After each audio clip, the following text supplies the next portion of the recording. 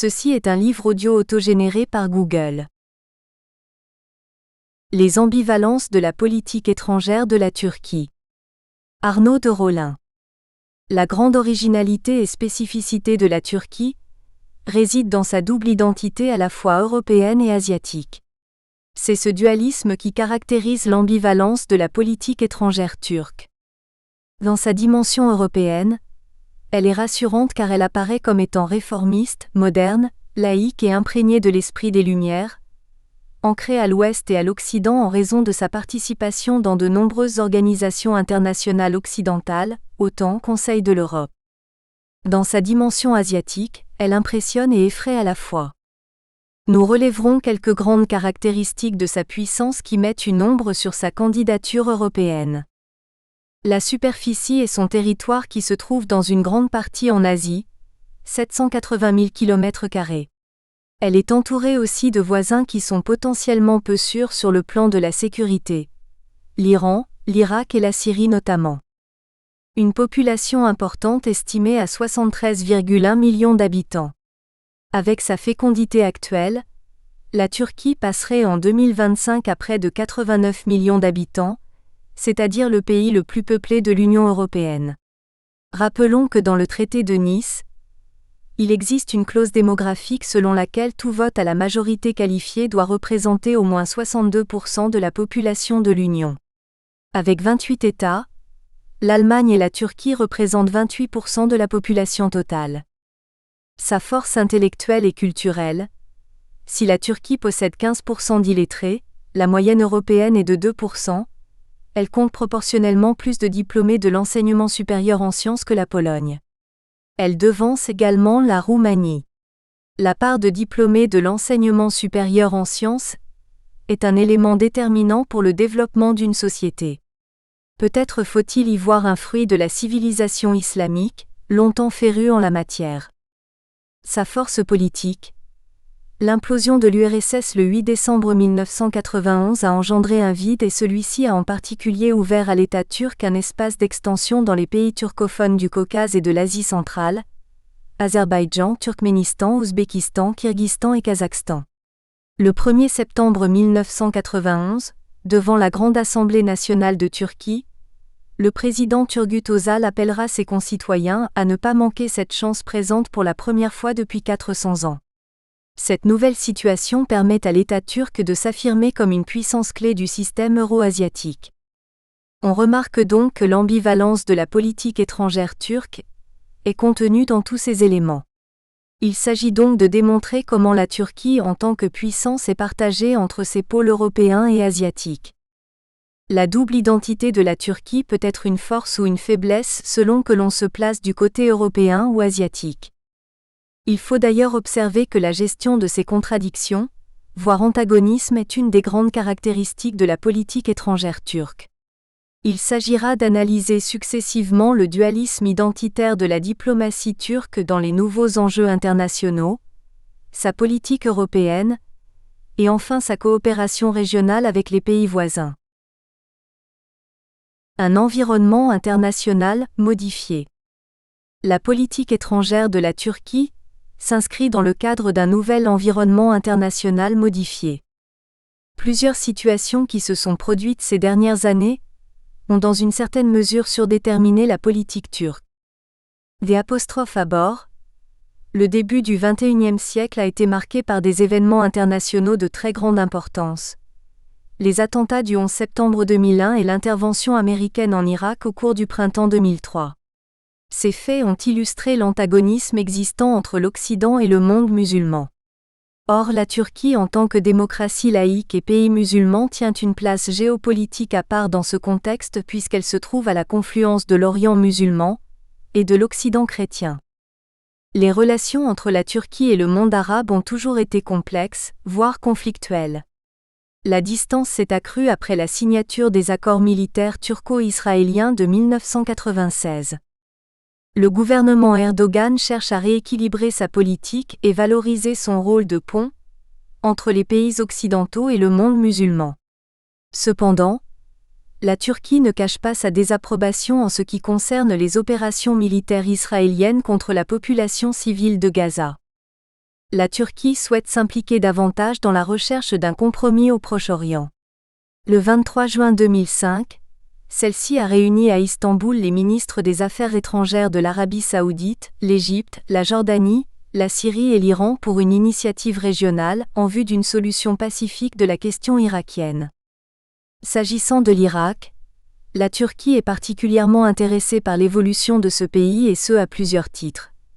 La question kurde, Ankara craint l'émergence d'un Kurdistan indépendant, la protection des droits de la minorité turcomane, évaluée à 800 000 personnes, tout en notant que les chiffres sont controversés, la reprise des relations économiques.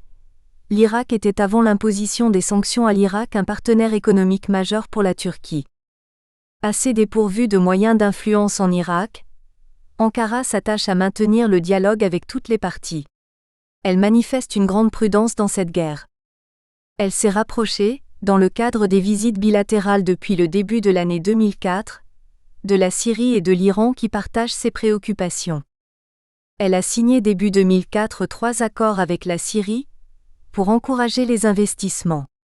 Parallèlement, Ankara fait un effort important pour donner de l'élan à ses rapports avec certains pays arabes, notamment l'Égypte et la Jordanie. Nous devons aussi évoquer le plan de démocratisation du Grand Moyen-Orient, présenté par les États-Unis.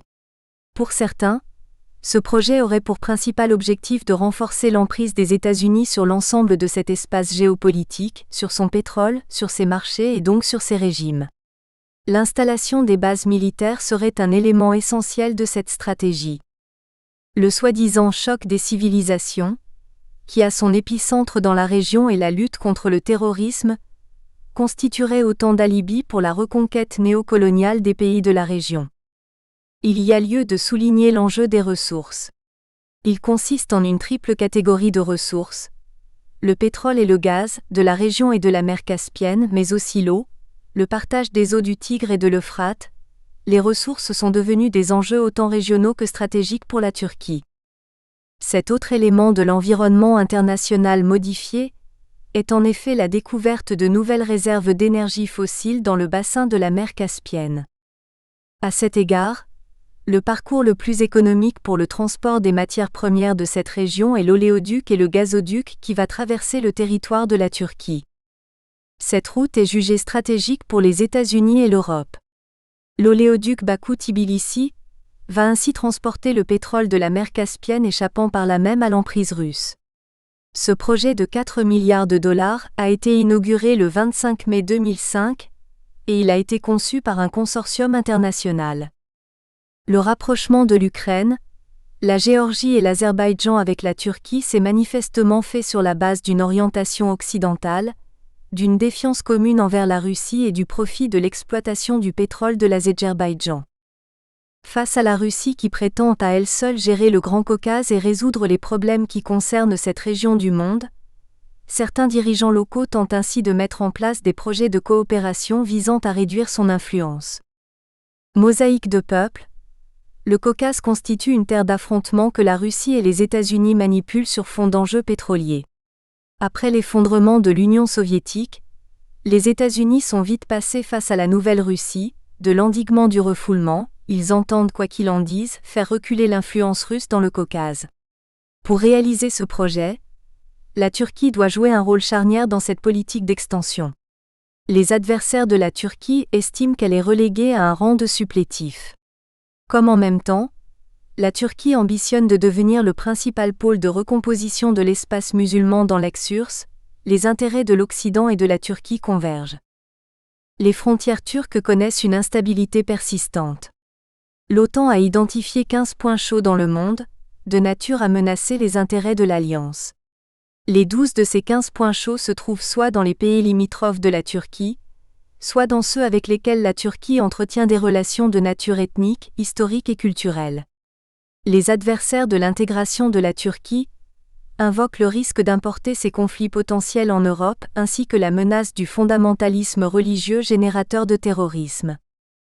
Une stratégie d'expansion culturelle et militaire a été mise en œuvre par l'État turc, afin de s'affirmer comme une puissance clé du système eurasiatique. En encourageant à convoler avec les pays turcophones de l'ex-URSS, Washington fait de la Turquie son partenaire privilégié pour éloigner la Russie de l'Asie centrale et du Caucase. Plusieurs actions significatives s'inscrivent dans l'affirmation de cette politique. Il faut à cet égard rappeler que depuis le président Clinton, le Pentagone a approvisionné en armes et entraîné les forces militaires de l'Azerbaïdjan et de la Géorgie, qui sont elles-mêmes entraînées par l'armée turque, du Kirghizistan et de l'Ouzbékistan. Depuis le 11 septembre 2001, le président George W. Bush a intensifié ses efforts dans cette zone. Une machine de guerre dans le domaine de la communication a été mise en place. C'est l'Agence de coopération culturelle Turksoy, qui a pour objectif d'accroître les relations culturelles des pays de plusieurs communautés turcophones. Cette agence vise à maintenir une unité de langue et de civilisation, afin de créer des solidarités entre les pays de la zone d'influence turcophone. Notons qu'il a été créé à l'initiative d'Ankara en octobre 1992, l'Organisation des États turcophones. Y ont adhéré la Turquie, l'Azerbaïdjan, le Kirghizistan et l'Ouzbékistan. Si le rôle de pivot multirégional que joue la Turquie au Moyen-Orient, le Caucase, la mer Noire et l'Asie centrale arrangent à la fois les intérêts de l'Occident et de la Turquie elle-même, pour certains cette stratégie comporte plusieurs risques. Avec l'installation de ce dispositif, la Turquie risque de se présenter comme une puissance hégémonique sous influence américaine. Il existe aussi un risque de balkanisation et de déstabilisation de la région, ainsi que de mécontentement de la Russie et de la Chine de plus en plus intéressés par les ressources de la mer Caspienne. Enfin, pour certains, avec cette instrumentalisation de la Turquie par les États-Unis, on pourrait rallumer les foyers nationalistes, du panturquisme et du pan-islamisme. Dans le triangle stratégique Europe-Asie-Méditerranée, la Turquie doit occuper une position équilibrée entre les différentes parties. C'est la meilleure méthode, nous semble-t-il, d'apparaître non seulement comme une puissance régionale mais aussi comme un vecteur de paix et de prospérité dans ces différentes zones. À cet égard, il faut reconnaître le mérite et la force pour la Turquie d'avoir refusé en 2003 le passage des forces américaines par son territoire en vue d'occuper l'Irak. L'enjeu européen, l'axe prioritaire de la diplomatie turque. L'Europe demeure l'axe privilégié de la diplomatie turque ces dernières années. Ce choix fut consacré et officialisé dès 1963 avec l'accord d'association signé avec la Communauté européenne, et en 1995 avec la conclusion d'une union douanière. Il fut confirmé le 3 octobre 2004, lorsque le Conseil européen a décidé d'ouvrir des négociations d'adhésion avec ce pays. D'un point de vue historique, il est difficile de mettre en cause l'européanité de la Turquie en raison de ses choix présents et passés. Cette option européenne de la Turquie a toujours été approuvée et partagée par l'Europe. Ce pays est également membre de l'OTAN et il est un partenaire important de l'Alliance atlantique, malgré ses récentes réticences au passage des troupes américaines en Irak. Depuis 1949, elle siège au Conseil de l'Europe et depuis 1961, elle est membre de l'OCDE. La Turquie fait partie de la Conférence de Barcelone. La Méditerranée tient une place privilégiée dans la stratégie politique de la Turquie, en vue de son intégration dans l'Europe. Dans la guerre en ex-Yougoslavie, Bosnie, Croatie, Macédoine, tout comme son intervention au Kosovo en appui de la KFOR, la Turquie a joué un rôle important dans le règlement de ces conflits en raison du soutien militaire qu'elle a apporté. Elle a donc été un facteur de stabilité dans cette région de l'Europe. Certes, pour certains, cette présence turque est souvent synonyme d'ottomanisme et de panturquisme. Les puissants sentiments pro-turcs des peuples européens islamisés sous l'Empire ottoman seraient instrumentalisés par la Turquie, dans le cadre de son redéploiement géopolitique et européen. Pour beaucoup d'hommes politiques, il est donc difficile de rejeter la candidature d'adhésion de la Turquie en Europe, sinon celle-ci ne tiendrait pas sa parole. Souvent, l'Europe est accusée de renier sa parole et ses propres valeurs dites universelles ainsi que d'avoir une attitude ambiguë envers la Turquie. Or, pour beaucoup le régionalisme comme complément nécessaire au mondialisme a modifié les termes de l'adhésion de la Turquie à l'Union européenne. C'est dans ce sens qu'il faut comprendre les discours des principaux responsables politiques européens. La Turquie, carrefour de l'Occident et de l'Orient, formerait un immense pont pour les 1,5 milliard de musulmans. De l'examen des déclarations des premiers ministres Recep Tayyip Erdogan et Tony Blair ou du président de la République française, Jacques Chirac, il ressort que plusieurs séries de raisons sont avancées pour justifier la candidature turque. Le premier argument politique et géopolitique est de soutenir que le monde risque de courir vers un choc de civilisation, et que l'Europe est face à des grands blocs comme la Chine, l'Inde et les États-Unis. Il y a aussi des arguments économiques pour appuyer l'intégration de la Turquie en Europe. Car déjà non seulement l'intégration va permettre de constituer un immense marché pour l'Europe, mais on peut déjà noter l'importante imbrication d'économies turques et européennes. L'union douanière qui couvre les produits industriels va s'étendre bientôt aux produits agricoles. Cependant, les différents arguments cités, notamment les intérêts géostratégiques, se révèlent insuffisants pour contrebalancer le fossé culturel et l'incompréhension des opinions publiques entre les deux catégories de pays. L'adhésion de la Turquie à l'Union européenne pose encore de nombreux problèmes en ce qui concerne en particulier les questions du droit des minorités, des droits syndicaux et les droits des femmes, sans oublier la controverse importante sur le port du voile islamique. Mais existe-t-il une politique alternative à la politique européenne de la Turquie ? La coopération régionale induit-elle plus de puissance pour la Turquie que la politique européenne ? Comment, en effet, se maintenir strictement dans le même camp et avoir la même politique dans un environnement en profonde mutation ? Les profondes mutations qui se sont produites dans le monde ces dernières années ont conduit la Turquie à diversifier ses relations. Ce changement a affecté la conception turque de l'Alliance. Celle-ci croyait à l'omnipotence des attaches de la Turquie avec l'Occident pour tout ce qui touchait le présent et l'avenir. Or, cette conception assez rigide des relations OTAN-Turquie semble avoir évolué ces dernières années. L'alignement inconditionnel de la Turquie sur les États-Unis n'est plus la règle. On a vu ce qu'il en a été lors de la crise en Irak. Les défenseurs de l'intégration de la Turquie en Europe soulignent que les partisans du non n'ont rien à proposer à Ankara. Un partenariat stratégique ? Il existe déjà, à travers l'Union douanière et l'OTAN. Une stratégie de substitution dans le cadre régional de la mer Noire, de l'Asie centrale ou du Moyen-Orient est-elle possible ? Pour beaucoup d'experts, ce serait un non-sens économique et politique pour la Turquie car cette dernière est déjà membre de la plupart des institutions européennes et applique même le tarif extérieur commun. Il considère enfin que le rejet de la Turquie provoquerait sans doute une grave crise financière puis politique. Le débat n'est pas tranché. À l'heure actuelle, il faut admettre que la nouvelle tendance de la politique extérieure de la Turquie est de diversifier ses relations avec le reste du monde, et en particulier avec ses voisins. Plus largement, on peut s'interroger sur la convergence de la politique étrangère de la Turquie avec les principes de la PESC. Pour certains, cette convergence n'est pas aussi importante qu'on l'affirme. Lors de l'examen de l'entrée de la Turquie dans l'Union européenne, le débat au sein du Conseil européen les 2 et 3 octobre 2005 portait soit sur une adhésion pleine et entière de la Turquie dans l'Europe, soit sur un partenariat privilégié. C'est la première option qui a été retenue par le Conseil européen, tout en y ajoutant la capacité d'absorption de l'UE. Il a été précisé que cette capacité doit être appréciée au niveau institutionnel, financier, judiciaire et des affaires intérieures.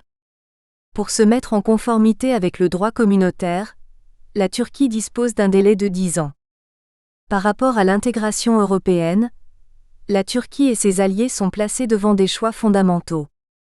Pour ce qui est de l'avenir européen de la Turquie, on peut esquisser 2 évolutions extrêmes entre lesquelles devrait se jouer le destin politique de ce pays sur l'échiquier international. Dans une première évolution, un contexte international stable permettra à l'Union européenne de se renforcer, de réussir son approfondissement et de répondre à ces défis lancés par l'élargissement sans trébucher, défis du nombre, la différenciation, défis politiques et institutionnels, et intégrer les pays de l'Est et à moyen terme la Turquie d'ici 10 à 20 ans. Dans une deuxième évolution, un contexte international instable et de crise d'identité nationale empêche la construction européenne. D'ailleurs, une Europe à 30 États affaiblie par ses échecs, présente-t-elle le même intérêt pour la Turquie ? Selon ce scénario, L'Union européenne perd de son attrait pour la Turquie qui cherchera alors à se rapprocher de nouveaux groupes de pays émergents, notamment des pays de l'ex-URSS qui représentent une opportunité plus attrayante. Le processus d'adhésion entre aujourd'hui dans une nouvelle étape dont l'issue est encore incertaine. Un an après l'élargissement historique en mai 2004 avec l'entrée des 10 pays, puis l'ouverture des négociations de la Turquie à l'Union européenne en octobre 2005, c'est une troisième vague qui se prépare. Après l'Europe centrale, c'est l'Europe du Sud-Est, adossée à l'espace balkanique et turc qui va retrouver la famille européenne. La Bulgarie et la Roumanie, avec lesquels viennent d'être signés les traités d'adhésion, deviendront membres dès le 1er janvier 2007 ou, au plus tard, le 1er janvier 2008. Les États de l'ex-Yougoslavie, ainsi que l'Albanie vont suivre. La Turquie, enfin, le moment venu, adhérera à son tour. L'extension vers l'Est continue. Après l'Empire des Habsbourg, une partie de l'ancien Empire ottoman va prochainement intégrer l'UE. La Grèce a ouvert la voie en 1981. Chypre l'a imité en 2004. Mentionnons la Hongrie, qui fut partiellement annexée par les Turcs avant de passer sous la domination des Habsbourg. La roue de l'histoire s'accélère. Ce sont les territoires longtemps contrôlés par les Ottomans qui s'apprêtent à rejoindre les 25. Ce mouvement est symboliquement important. Une autre Europe, différente par sa culture, son style de vie frappe aux portes. On peut d'ores et déjà distinguer plusieurs Europes. La première, qui est celle de l'Ouest, a créé le noyau initial de l'Union. La deuxième, qui est celle du Centre, s'y est adjointe après s'être débarrassée du communisme. La troisième, avec ses propres croyances, ses propres traditions, ses religions catholiques, orthodoxes et musulmanes, demande à y entrer. L'entrée des pays du Sud-Est devrait ainsi aider l'Europe à retrouver ses racines et lui forger une nouvelle identité à partir de ses valeurs d'humanisme et de paix. Le renforcement de la coopération régionale. Dans son espace géopolitique et géographique, la Turquie renforce sa coopération régionale. Celle-ci a notamment retrouvé, à la faveur de l'ancien bloc soviétique, son rôle de plaque tournante en direction de l'espace russe, des Balkans, du Caucase, de l'Asie centrale et de l'Afrique du Nord. L'engagement de la Turquie dans la région des Balkans est lié à l'héritage historique et à la présence des minorités turques dans les pays balkaniques, la Bulgarie, la Roumanie, la Macédoine, la Grèce et le Kosovo. Une intense activité diplomatique, au niveau bilatéral comme au niveau multilatéral, illustre cet intérêt pour la stabilité de cette région. La communauté turque kosovare compte aujourd'hui 30 000 personnes. La présence de cette importante minorité a conduit la Turquie à s'engager notamment au sein de la KFOR et de la MINUK. Le sort du Kosovo est partagé entre l'indépendance et l'autonomie. En Macédoine, 100 000 Macédoniens d'origine turque constituent la deuxième minorité après les Albanais. Les représentants de la communauté turque sont également présents dans le gouvernement bulgare. De manière générale, la diplomatie est très active dans cette région. Les relations gréco-turques se sont réchauffées depuis 1999. De nombreux accords bilatéraux ont été conclus dans des domaines très variés, énergie, immigration, tourisme, environnement, et les deux pays réfléchissent actuellement à une baisse palpable de leurs dépenses militaires. La Grèce soutient avec force l'intégration de la Turquie dans l'Union européenne. Cependant, le contentieux territorial de la mer Égée n'est toujours pas réglé. L'élargissement de l'UE à la Turquie a un impact direct sur les frontières européennes et plus précisément avec Chypre. L'adhésion de nouveaux pays à l'UE suppose le respect de plusieurs critères politiques et économiques fixés à Copenhague en 1993, respect de l'état de droit, mise en place d'une économie de marché, adoption de la législation communautaire. Ceux-ci sont imposés à tout candidat et les nouveaux adhérents acceptent de faire partie de l'espace Schengen et de la zone euro. Ce sont des conditions juridiques et économiques que la Turquie doit accepter pour faire partie de l'UE. Il faut y ajouter la reconnaissance des autres membres et plus précisément celle de Chypre au sein de l'Europe. C'est une condition préalable à l'adhésion de la Turquie au sein de celle-ci. Pro-occidentale ou pro-asiatique ? La politique étrangère de la Turquie oscille entre ces deux pôles. Pour l'instant, comme il en a déjà été démontré, La priorité a été donnée à l'axe européen, mais pour combien de temps encore ? La conclusion d'un accord permettant l'entrée de la Turquie dans l'Union européenne doit aboutir rapidement sous réserve bien entendu des ajustements techniques, droits de l'homme, économie, qui sont demandés par la Commission à ce pays. Cependant, cette décision a une dimension essentiellement politique qui relève des deux parties. Dans l'attente d'une éventuelle adhésion à l'Union européenne, la Turquie renforce ses liens avec les pays voisins. De nombreuses actions diplomatiques qui ont été prises récemment illustrent cette tendance. Qu'il s'agisse de l'initiative d'Istanbul lancée en juin 2004 qui vise à renforcer les liens entre l'OTAN et les pays arabes afin de lutter contre le terrorisme ou encore les engagements d'Istanbul, de 1999 selon lequel la Russie accepte de retirer ses troupes de Moldavie et de Géorgie. En réalité, les enjeux de cette coopération entre la Turquie et l'Europe dépassent les seuls intérêts régionaux. Ceux-ci sont fondamentalement stratégiques et géopolitiques, car ils déterminent dans une large mesure le rôle et la place qu'entend jouer l'Europe dans le monde. L'absence d'accord concernant l'adhésion de la Turquie à l'Union européenne serait une grande déception pour les Turcs, de même que l'a été le récent échec du sommet Euro-Méditerranée, organisé récemment dans la capitale catalane 10 ans après le premier sommet de Barcelone en 1995. Il se joue pourtant là, à travers le dossier turc et plus largement entre l'Europe et la Méditerranée, dans les 20 ans qui viennent, rien de moins que la question de la guerre et de la paix, de la discorde et de la concorde, de la violence et de la civilisation. Deux grands ensembles de 400 millions d'habitants environ chacun se dessinent à l'échelle régionale. Ce serait dommage de ne pas prendre la mesure des défis qui s'annoncent, à la fois démographiques et migratoires, identitaires et culturels, politiques et de sécurité, sans parler des écarts de richesse. Ces questions appellent des réponses urgentes et la mise en place d'une stratégie originale et ambitieuse. L'équation EUROAMERICAINE et la Turquie. Füsun Türkmen 9. Introduction. Il y a plus de 1000 ans, les Turcs se trouvaient encore en Asie centrale. Ils étaient placés entre deux civilisations, la Chine et l'islam. Ils ont fait le choix occidental. Ils se sont déplacés vers l'Occident pour faire partie de, et finalement dominer la civilisation islamique. Au XIXe siècle, ils se sont à nouveau retrouvés entre deux civilisations, l'islam et l'Europe. À nouveau, ils ont fait un choix occidental et se sont dirigés vers l'Europe à travers l'esprit et les institutions. À présent, ils sont face à un troisième choix entre l'Est et l'Ouest, avec pour ligne de démarcation l'Atlantique.